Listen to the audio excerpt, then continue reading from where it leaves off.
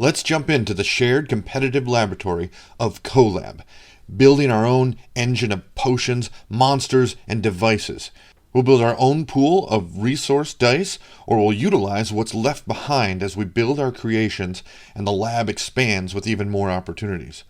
We'll send our minions, collect dice, and build our collection to best the competition and become the most renowned scientist in CoLab.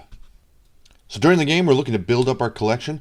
Once a player has built their 12th card, they'll trigger the end of the game. Players will finish out the round, and then we'll add up our points from collected cards, research, and your end-game bonus, and the player with the most points wins. When you start the game, each player picks a scientist and takes a matching board, minions, score tracker, bowl, as well as 4 dice, and a research board and tracker token. If this is your first time playing, we recommend you don't use the bonus cards. Otherwise, everyone gets 2 bonus cards to hold on to until they want to use them. You have 2 cards and each has 2 options. You can only pick one of the 4 of these options. The tops always have a one-time or ongoing during the game effect, and the bottoms bring big endgame points. But skip these if this is your first time playing. For a simple first-time setup, take these supplies for your character. But if you played before, you can select any 3 cards, any 2 dice, and any 1 resource token.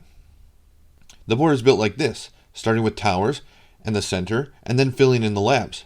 This can be done randomly, but for your first time, you should use the standard setup, which looks like this. Once the main board is set up, take the 2-sided tower insert tokens and randomly place 1 in each tower. Randomly place 1 starter upgrade tile in the center above each lab. Then place 6 more tier 1 tiles in the same manner, 1 on each lab. Place all remaining upgrade tiles nearby. Place a scoreboard nearby with each player's score tracker on 0. Place the tokens that include your player count on the scoreboard matching their spaces. Put the 3 card decks and the resource tray nearby, as well as a stack of resource point tiles.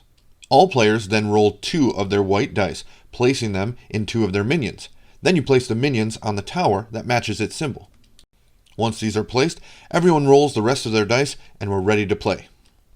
Each turn you must either take an action turn, collecting resources and building cards, or a rest turn, refreshing your dice and preparing to return to the lab. If you choose to take an action turn, you will send or retrieve minions, gaining resources, and then move your scientists into a lab, collecting or building. You'll always start with your minions. They'll collect resources when they enter or leave the towers on the board. If all your minions are on the board, you will retrieve one of your minions, collecting either the top or bottom resources from the tower they are leaving. Then you place the minion in your player space and return the die to your bowl. If you're taking an action turn and you have a minion in your player space, you must send it to the board by placing a die from your pool, without changing its face, in that minion and then sending it to an empty tower space on the board, collecting one of the resource sets from that tower. Towers can provide resource tokens, cards, potion tokens. They can return dice from your bowl to your pool, and this symbol means draw 2 cards of any type and keep only 1 of them. Where you place your minion is important, both for the types of resources you might gain, but also because your minion will help you and other players collect resources and build cards. So try to place it where it will benefit you more than your opponents. If you don't have a dice when you go to send a minion, you must instead take a rest turn, which we'll cover in a bit. The next step on an action turn is to send your scientist to a lab. You can place them on any lab space, even if there is an opponent already there. But you can't stay in the same lab. When your scientist visits a lab, you choose to either collect or build. When you collect, use the minions adjacent to your lab and put them all to work. This includes both your minions and your opponent's minions. Take collect actions with the total cost equal to the number of minions adjacent to the lab. You can use the same collect action more than once. For example, 4 minions could gain you 2 cards and a dice, or 4 cards, or 2 dice. As the game progresses, you will gain more opportunities to collect as new tiles are added to the lab. The second option when sending your scientist to a lab is to build. Each lab allows for certain cards to be built, and lab upgrades allow for you to build even more types. Look at the build symbols. You can build as many cards as there are symbols of that type. Cards are built from your hand and use resources from your pool and resources held by minions adjacent to the lab you're building in. Each minion resource can only be used once per turn. There are 3 different types of resources. Each type has 2 specific symbols, for a total of 6 different resource symbols. Tokens and some die faces have just the type symbol on them. This can be used for either of the specific types of that resource. The die face with the 2 on it can be used for 2 of the same resource or 2 different ones of that type. Cards have a cost at the top left. Look at the resources on the board held by the minions and then pay the remaining cost by discarding your dice from your pool into your bowl or tokens from your board to the supply. Once you've paid this cost, add that card into your collection. Your first card can go anywhere. But after that, you have to build orthogonally adjacent to an existing card already in your grid. You'll gain points from building this card. Points on a card are found to the right of the card's name. Add these points and any points that may have come from effects to your total score on the scoreboard. Throughout the game, you should keep a running total of your score, so the total of your cards, their effects, and any points from research should always match your total on the scoreboard. Many cards have a scoring effect. These modify the card's overall point value.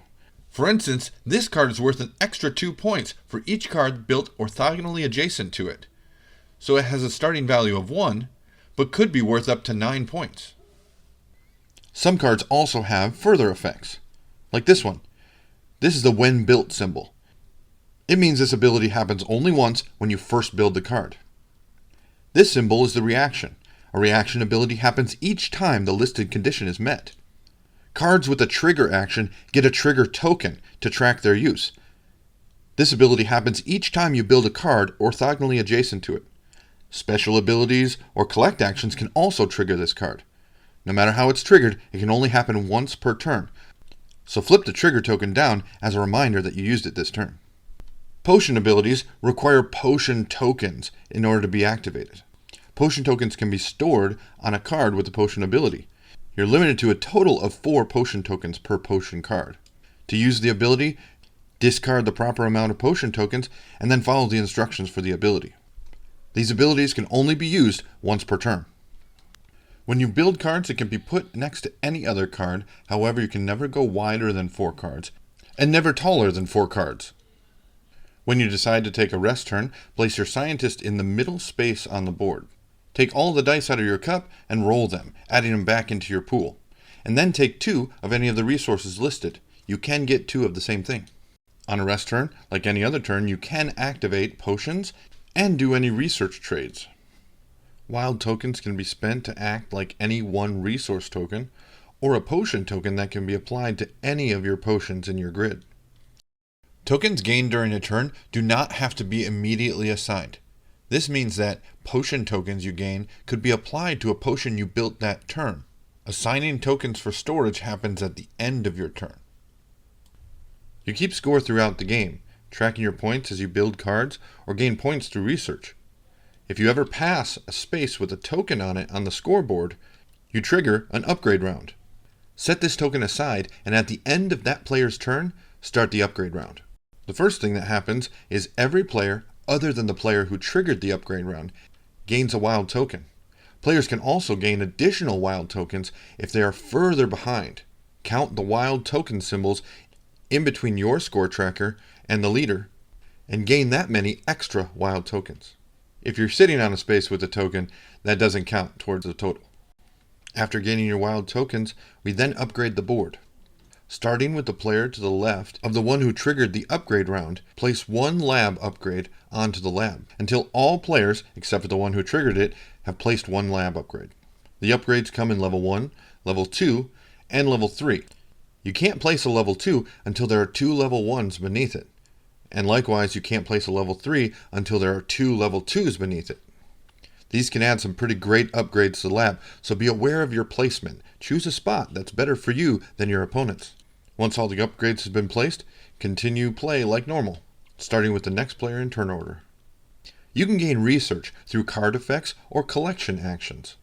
Research is a special resource that can be turned in for points or for other resources. Each trade on the research board can only be done once per turn. When you trade research for points, move your research score tracker up that many points. The first time you go over 10, flip over your board and grab a 10-point marker. If you go over 10 again, just grab a point marker and leave your board where it's at. Anytime you gain points on this track, make sure you add them to the scoreboard. Players have a special ability they can use once per turn. Discard one card, dice, resource token, or potion token to flip any one of your dice to the side of your choice. During your turn, you can freely collect cards and tokens with no concern about limits. However, at the end of your turn, if you have more than 6 cards or 4 tokens, you must discard any extras. At this time, you reset all of your trigger tokens and assign any potion tokens you collected this turn. Players continue taking turns until a player has a turn where they have built their 12th card. They'll finish out their turn, and then each other player who hasn't taken a turn this round takes their turns until the round finishes, so players all have equal turns. At this point, the game is over, and we check our scores. You can recalculate your grid and your research points to make sure it matches what's on the scoreboard. Then add any points you get from your bonus card you've selected, and the player with the most points wins. In case of a tie, the player with the fewest cards in their grid wins. If still tied, the player furthest from the start player is the winner. And that is how you play CoLab.